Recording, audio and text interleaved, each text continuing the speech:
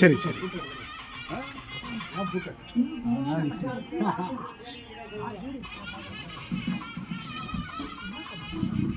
எல்லாம் வாங்க, முக்கியமான நிகழ்வு வாங்கம்மா எல்லாரும். சாத்துங்க.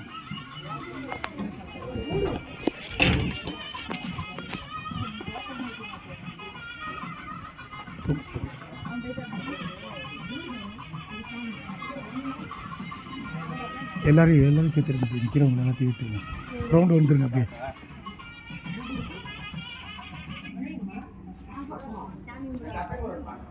அம்மா யார் எங்கே இருந்தாலும் வந்துருங்க, சாப்பிட்டவங்க எல்லாரும் வந்துருங்க. வாங்க, முக்கியமானது வாங்க.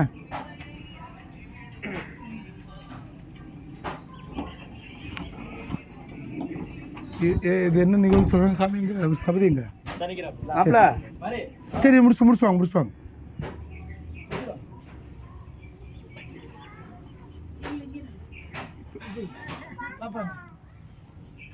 இப்போ அம்மாவோட உயிர் அந்த இதாக இருந்தது சொல்லுங்கள். இப்போ சொல்லுங்கள்.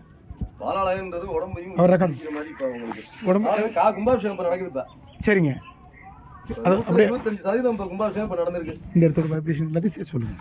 இப்போ நமக்கான திருப்பணி வந்து இப்போ இன்னைக்கு நம்ம ஆரம்பிக்கிறோம். இப்போ பாலாலயன்றது சாமியோட உடம்பையும் உயிரையும் ரெண்டாக பிரிச்சுட்டு கலகாசனம் பண்ணி ஆகாவனம் பண்ணுவாங்க. அவங்க அந்த கண்ணாடியில் ஆகாவனம் பண்ணி கடத்து மூலியமாக இங்கே எடுத்துட்டு வந்துருவாங்க. சரி, இவங்களுக்கு ஒரு வருட காலம் வந்து இவங்களுக்கு அதுக்கான பவர் இருக்கும். இந்த ஒரு வருஷத்துக்குள்ளே நம்ம திருப்பணியை முடிச்சு தண்ணி ஊற்றிடணும் அவங்களுக்கு. சரிங்க. இப்போ இந்த இடத்துல ஆலயம் கட்டுறதுக்கான உத்தரவு எப்படி இருக்குது உங்களுக்கு? ரொம்ப அருமையாக இருக்குது. 300 டிகிரி வரைக்கும் இருக்கணும் காம்பஸ். இந்த இடத்துல 271 இருக்குது. இது எங்கேயுமே இந்த மாதிரி அமைப்பு நான் பார்த்ததில்ல. நாங்கள் கிட்டத்தட்ட நான் ஒரு 1000 கோயில் கட்டியிருப்பேன். நீங்கள்? ஆமாம், பிறந்ததுலேருந்து எங்களுக்கு பரம்பரையாக தான் தொழில் எங்களுக்கு. 300 டிகிரிக்கு 271 இருக்குது. அதுவும் சாமிக்கிட்டையும் இருக்குது, தலைவாசல்லையும் இருக்குது. 2 இடத்துலையும் ஒரே இடத்துல அமைகிறது ரொம்ப சிரமம். இப்போ இந்த அம்மா வந்து உயிரோடு வாழ்ந்தவங்க, 300-400 வருஷத்துக்கு முன்னால் வாழ்ந்தவங்க. இது எங்களுடைய மூத்த குடி. இவங்க இந்த அம்மா ஆதியில் வந்து ஆரம்பத்தில் வந்து இந்த அம்மா பிறந்தவங்கள 13 வயசில் கன்னி தெய்வமாக இருந்து, அதாவது கல்யாணம் பண்ணி கொடுத்தும் கன்னி கழியாத போய் அவங்க இதாகிட்டாங்க, ஆத்மசாந்தி அடைஞ்சிட்டாங்க ஒரு சுனையில் இறங்கி. இப்போ அந்த அம்மாவை தான் நாங்கள் இந்த இதில் வச்சு கும்பிடுறோம். இத்தனை வருஷமாக எல்லாருமே பங்காளிங்க. அதாவது ஒரு தாத்தா, அதாவது கொள்ளு தாத்தா எள்ளு தாத்தா பரம்பரைன்னு சொல்லுவாங்கள்ல, அதில் பரம்பரையில் பனையடியான் பரம்பரை. எங்கள் குலதெய்வத்தோட பேரும் பரம்பரை சென்றுக்கோங்க. என்ன, இந்த குலதெய்வத்தோட பேரும் பனையடியான். அந்த பனையடியான் பேரில் இருந்தவருக்கு 7 பசங்க. இந்த 7 பசங்களோட பிள்ளைங்க தான் இன்றைக்கி வந்து 7 பசங்களோட பிள்ளைங்க உறையூர் இங்கிட்டு அங்கிட்டு இங்கே தான் எங்களுடைய பூர்வீகமும். சந்தைப்பேட்டை, உறையூர், புங்குனூர் எல்லாமே இங்கே தான் நாங்கள் பிறந்து வளர்ந்தது. எல்லாமே ஆதியில் ஆரம்பத்தில் மூத்தவங்க எல்லாருமே அவங்க இடத்துல எல்லோரும் நாங்களாம் பிழைக்கிறதுக்காக அங்கங்கே போயிட்டோம். இப்போ இந்த அம்மா கும்பிடுறது, எடுத்து கோயில் கட்டு தெய்வமாக கும்பிடுறதுக்கான விஷயத்தை சொல்லுங்கள். தாராளமாக செய்யலாம். இது செஞ்சீங்கன்னா தான் உங்கள் குளம் காக்கும். இந்த இடத்துக்கான அமைப்பு அவ்வளோ அருமையா இருக்கு. இல்லைன்னா நீங்க இந்த ஏற்பாடுலாம் பண்ணவே முடியாது. காசுவா கல்லு மண்ணு இருந்தா கோயில் கட்டிட முடியாது. ஒரு ஆலயம் பண்ணணும் அப்படின்னாக்கா சம்பந்தப்பட்டவங்க உங்க மைண்டுக்குள்ள எப்படின்னாக்கா உங்க அப்பா, அவங்களோட அப்பா 3 தலைமுறை 3 தலைமுறையோட புண்ணிய கர்ம ஒரு நேர்கோட்டில் தசாபுத்தியில பயணம் பண்ணாதான் கோயில் ஆலயம் பண்ண முடியும். எல்லாரும் காசு இருக்குன்னு கோயில் கட்டலாம் வர முடியாது, யாரும் செய்ய முடியாது. அந்த அமைப்பு இருந்தா மட்டும்தான் அது நடக்கும், இல்லைனாக்கா ஒன்றும் பண்ண முடியாது. இப்போ இந்த பரம்பரையில் இந்த இருக்கிற தலைமுறைகள்லாம் இந்த பாக்கியம் கிடைச்சிருக்குன்றீங்க. தாராளமா அதுக்கு அந்த இடத்துக்கு அந்த பவர்களால தான் உங்களுக்கு இந்த வேலையை நடக்குது. இந்த இடத்துல விஷயம் இல்லைன்னா நீங்க ஒண்ணுமே பண்ண முடியாது. இதுல ஆகும்போது இப்படி பண்ணக்கூடாது இறந்தவங்கள அப்படின்றாங்க. அம்மா தான் கடவுள். அந்த அம்மா தான் கடவுள். ரைட். அந்த மாதிரிலாம் எதுவுமே கிடையாது. என்ன ராஜா? கோபுரம் சூபின்றது எல்லாத்துக்குமே கட்டலாம். சரிங்க, சரி, ரைட். வீட்டுல ஒரு மாடு இறந்து போனா கூட ஒரு கோபுரம் கட்டலாம். ஓ, விஷ்ணு கோத்திரம், சிவகோத்திரம் இந்த மாதிரி சொல்லக்கூடியதெல்லாம் இருக்கு. அந்த மாதிரி தெய்வன்றது வேற, கடவுள்ன்றது வேற. தெய்வன்றது நம்மளோட ஆன்மாவை ஆளக்கூடிய இவங்க தான் குல தெய்வம் தான் சொல்லுவோம், குல கடவுள்னு சொல்ல மாட்டோம். தெய்வன்றது நம்மள மாதிரி முன்னோர்கள் இருந்து இறந்து போனவங்க தெய்வம். ஆமா. கடவுள்ன்றது பேரண்ட பிரபஞ்சத்தை ஆளக்கூடியதுதான் கடவுள். சரி சரி. கடவுள் வேற, தெய்வம் வேற. ஸ்தூபின்றது எதுக்காகனா இப்ப நம்ம எல்லா இடத்துலயும் மின்காந்த அலைகள்னு சொல்லக்கூடியது. இது எல்லா இடத்துலயும் செதறி கிடக்கும். இது ஒரு மையப்புள்ளியில புடிச்சு கொண்டாந்து இங்க வச்சிருந்தாதான் நமக்கு வந்து அந்த வைப்ரேஷன் அதிகமா இருக்கும். நெகட்டிவ் தாட் இல்லாம நமக்கான தேவைக்காக பண்றதுதான். மற்றபடி சாமிக்கோ இறந்து போனவங்களுக்கோ கோயில் கட்டணும் கட்டக்கூடாதுன்னு அந்த மாதிரி ஆகமத்துல அந்த மாதிரி எதுவும் கிடையாது. சிற்பாகமத்துல அந்த மாதிரி கிடையாது. செலவைக்கிறதுக்கு எப்படி என்னன்றது சொல்லுங்க. சிலை வைக்கிறதுன்றது உருவ வழிபாடுன்றது தான். மற்றபடி சிலை வைக்கிறது சில பேர் என்ன சொல்லுவாங்கன்னா படமா இருந்துச்சு வானந்திரமா இருந்துன்னு சொல்லுவாங்க. உருவ வழிபாடு மனசுன்றது எதையாவது ஒரு இதில் போய் லைத்துக்கிட்டே இருக்கும் நம்ம மனசுக்கு. அதனாலதான் உருவமா பண்றது, வேற ஒன்றும் கிடையாது. கடவுளுக்கு எதுக்கு நம்மள மாதிரியே கண்ணு காது மனசு மாதிரியே இருக்குன்னா நமக்குள்ளதான் கடவுள் இருக்கு. இப்போ இந்த அம்மா உருவெடுத்து நம்ம பண்ணி உத்தரவு கிடைச்சலாம் தாராளமா பண்ணலாம். கருங்கல்ல பண்ணீங்கன்னா பஞ்சபூதமும் பயணம் பண்றது கருங்கல்ல மட்டும்தான், கைமல்ல கூட கிடையாது. நீர் நிலம் நெருப்பு காற்று ஆகாயம் இது 5 பயணம் பண்ணக்கூடிய ஒரே பொருள் உலகத்திலே கருங்கல் மட்டும்தான். அது கருங்கல்ல பண்ணீங்கன்னா அந்த வேவ்ஸ் இது எல்லாமே அதில் பிடிச்சி கிடிச்சு நமக்கு அங்கேருந்து இங்கே வரும். கீழே வைக்கக்கூடிய அஷ்டபந்தன மருந்துன்னு ஒன்று வைப்போம், 8 மூலிகைகளை பண்றது. அதெல்லாம் பண்ணும்பொழுது அந்த காத்து அதில் பரவக்கூடிய காத்து அந்த பால் இதெல்லாம் நமக்கு வந்து மெடிசனா மாறிடும். சரி, நமக்கு பிரம்மச்சந்திரவழின்னு சொல்றது. பிரம்மச்சந்திரவழினா நம்ம பிறந்த குழந்தைக்கு 3 மாசம் வரைக்கும் உச்சி மூடாம இருக்கும். அந்த கலசத்துல இருக்கிற ஒரு துவாரம் வந்து என்ன பண்ணுவோம்னா மேலேருந்து வர துவாரம் கீழே கருவறை வரைக்கும் வரும். அந்த அஷ்டபந்தனம் வரையும். ஆமா, அது அங்கேருந்து உள்ள வந்து ஜிக்ஜாகா சுத்தி கித்தி இந்த கதிர் வச்சு அங்கேருந்து பாயும். நமக்கு மொத்தம் 12 வருஷம் ஒரு கும்பாபிஷேகத்துக்கு. நான் 12 வருஷம் சிலையில இருக்கும் உயிர். அடுத்த 12 வருஷம் நிலைக்கு வந்துடும்.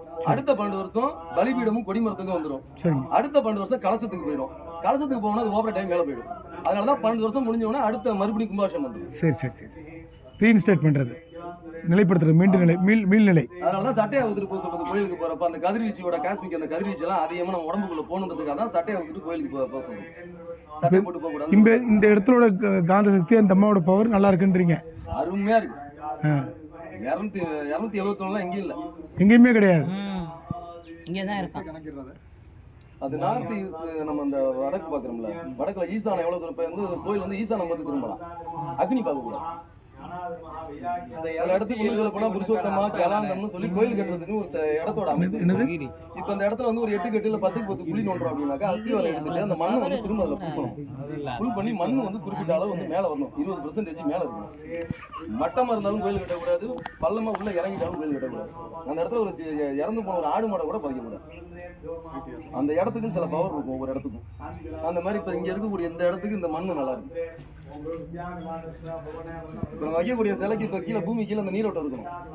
இப்ப இங்கெல்லாம் நீரோட்டம் நல்லா இருக்கும். சாமிக்கும் அதுக்கும் நீரோட்டம் தொடர்பு இல்லைனாக்கா வித்தியாசம் இருக்கு. இந்த இடம் அந்த அளவுக்கு வைப்ரேட்டா இருக்குங்க. அந்த நீரோட்டத்துல இருந்து அஷ்டபந்தன வழியா நம்ம உச்ச வரையும் இடத்தோட டிகிரி காம்பஸ் 271 300 வரைக்கும் நமக்கு அந்த காம்பஸ் ஈசான மூலம் எவ்வளவு இருக்கு நம்ம நார்த்து பாக்குறது சாதாரணமா. ஆனா அந்த டிகிரி வந்து இப்ப எப்படின்னா 2 இடத்துலயும் ஒரே டிகிரி கிடைக்காது எங்கேயும். இப்ப 271 சாமி கிட்ட இருக்கும். நிலவாசல் வந்து பாத்தீங்கன்னா 260 தான் இருக்கும். இல்ல ஒண்ணு கூட போயிடும் இல்ல குறைஞ்சு போயிடும். ஆனா அங்கேயும் 270 இங்கேயும் 270.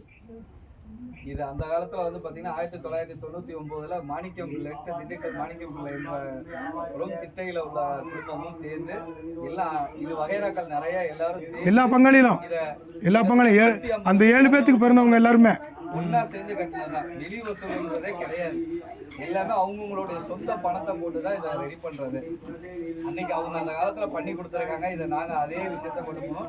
இது உங்க கையில இன்னைக்கு. இதுல மாணிக்கம் பிள்ளைன்றது என்னுடைய தகப்பனார் வகையரா, என் தகப்பனோட பங்காளிங்களாம் இவங்கெல்லாம் இருக்காங்க. அதாவது சின்ன பிள்ளை வகையரா, இடம் பிள்ளை வகையரா, ஆர்வம் பிள்ளை வகையரா. சித்தப்பாங்க சித்தப்பா முன்னால வாங்க சித்தப்பா வாங்க. இல்லை பக்கிரியா பிள்ளை இந்த மாதிரி அந்த நான் சொன்னேன் பார்த்தீங்களா பரன்பரைன்னு சொல்லி பனடியான்னு சொல்லி அந்த பனடியான் குலதெய்வம் பேரும் பனடியான் அவர் பேர் வச்சுதான். அந்த 7 பேத்துல பிறந்த வழிவழிகள் தான். அந்த 7 பேத்துக்கு பிறந்ததில் தாய்மாம்பிள்ளை வகையரால் சாம்ப சிம்பிள்ளை தங்கவேல் பிள்ளை அப்படின்ற வகைரா, வீரியா பிள்ளைன்ற ஒரு வகைரா வருது.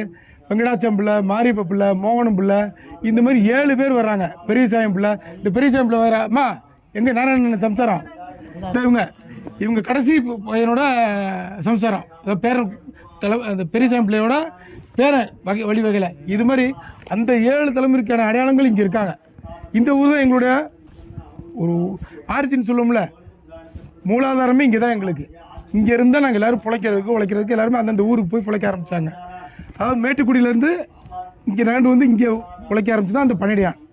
அங்கே பனடியான்றவுக்கு அங்கே குன்னத்தூரில் அவருக்குன்னு தனியாக தொட்டியப்பட்டியில் ஒரு குளம் இருக்குது. அவர் பேரில் இன்றைக்கி இருக்குது. இது தெரியாததும் இருக்குது. நம்மளுக்குள்ள தெரிஞ்சுக்குவோம் இதை. அந்த பனடியான் வந்து நல்ல ஒரு பெரிய ஒரு இது இருந்தாங்க. அங்கேயும் அந்த பனடியான் கூட பிறந்தவங்க இருக்காங்க பார்த்தீங்களா. இப்போ நம்மளாம் கூட பிறந்தவங்களாம் இருக்கோம்ல என்ன ராஜா, இது மாதிரி அந்த பனடியான் கூட பிறந்த பங்காளியில் இருக்காங்க. அவங்களாம் இன்றைக்கி எங்களுக்கு தொடர்பே இல்லை. எங்களுக்கு அது எதிர் தரப்பில் இருக்க இந்த கோயிலுக்காக எதிர் தரப்பில் இருக்கவங்களுக்கு கூட தெரியாது, இன்னும் யாருக்குமே தெரியாது. ஆனால் அவங்க எல்லாத்தையும் நாங்கள் கலெக்டிவ் பண்ணிகிட்ருக்கோம். மூலாதாரம் வரையும் போயிட்டுருக்கோம். நாங்கள் எல்லாரும் ஒற்றுமையாக இருந்து பண்ணுறதுக்கு நீங்கள் ஒரு முழு ஒத்துழைப்போட எங்களுக்கு கும்பாபிஷேகத்தை சிறப்பு பண்ணி கொடுக்கணும். அதான்